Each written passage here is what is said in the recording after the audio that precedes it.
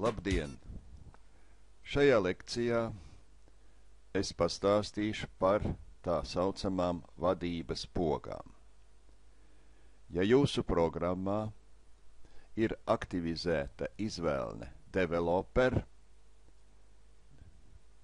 tad šajā izvēlnē ir kontrols rīkjosla, kurā ir vairākas podziņas, no kurām mēs apskatīsim 3.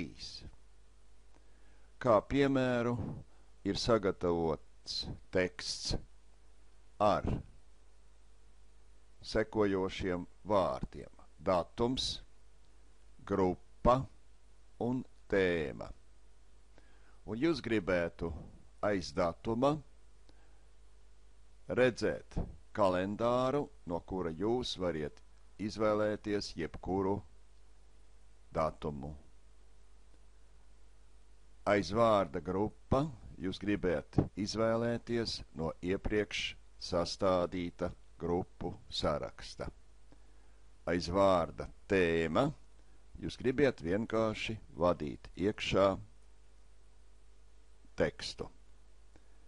Sākam iepazīt šīs pogas. Tad šīs pogas būs ievadītas dokumentā tekošajā pozīcijā. Aiz datuma spiežam podziņu apakšējo pirmo, un mums parādās lauks, kuram pieliksim klāt paziņojumu ar property podziņu. Title. Ierakstīsim tādu virsrakstu.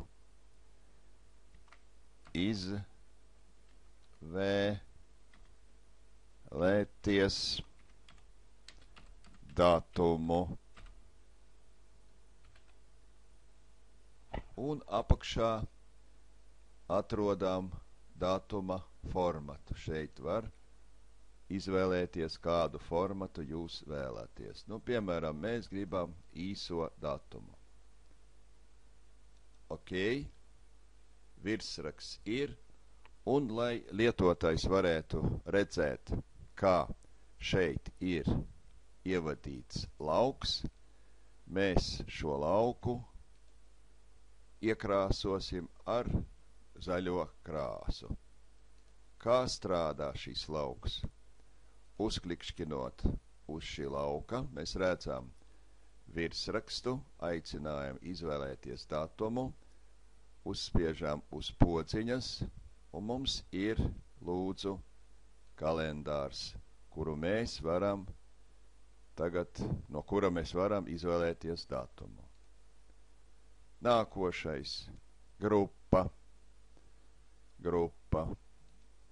Šoreiz izmantosim podziņu combo box. Aiz grupas combo box. Parādās līdzīgs laukums. Arī property. Ierakstīsim izvēlēties grupu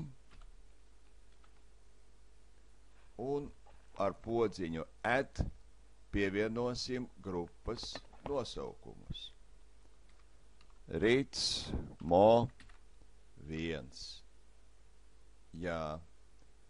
Nākošā. Rīts mo 2. Nākošā. Add rīts mo 3. Tātad mēs šeit veidojam paši ar rokām sarakstu.